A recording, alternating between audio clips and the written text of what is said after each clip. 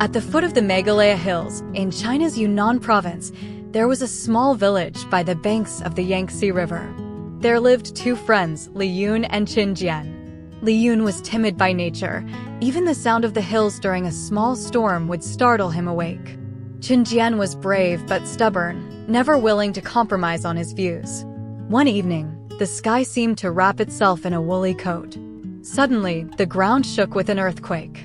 The century-old stairway that ran through the middle of the two friends' village, descending the steep slope of the hill down to the river, collapsed in the middle and broke into two pieces.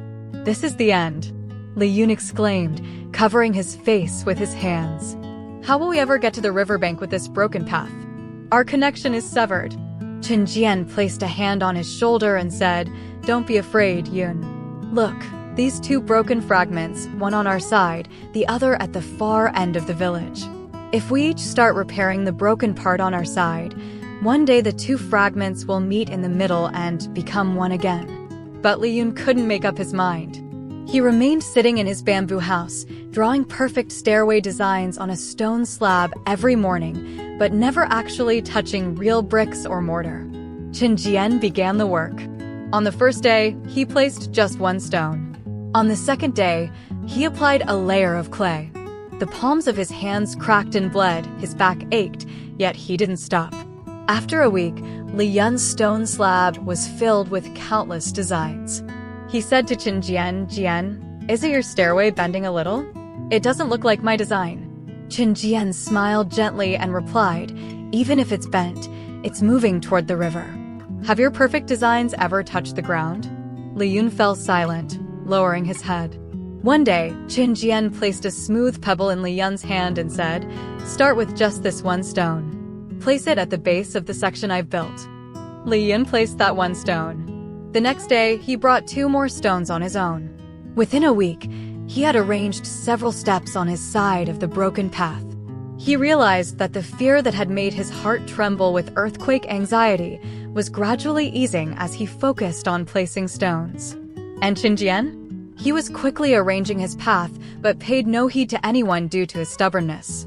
The village elder, Mr. Zhao, advised him, "Jian, the soil here gets slippery during the rains.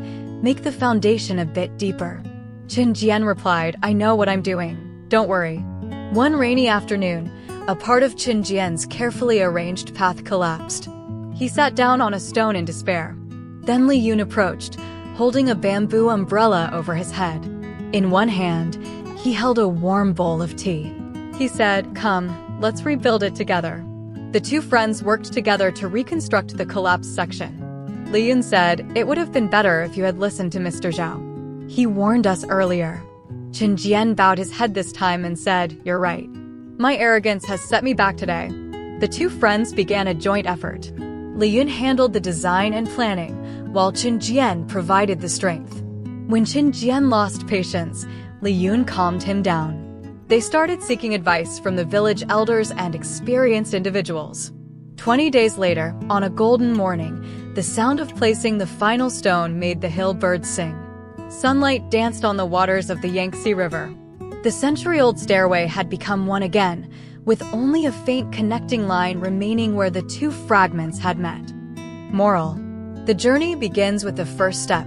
Like Li Yun, we often get lost in perfect planning, but fail to take the first step in reality. Taking that initial step is the most important. The difference between determination and stubbornness: it's good to be as determined as Qin Jian, but if it turns into stubbornness, it pushes away collaboration and wisdom. Flexibility is true intelligence. Strength lies in unity. Those who unite in adversity build lasting paths, unlike those who struggle alone. Even divided paths can be joined through unity. Action conquers fear. Li Yun realized that his fear began to fade once he started working. Action is the greatest cure for fear. Even today, in that village in Yunnan province, the stairway stands. The connecting line in the middle is called the Line of Unity by the locals.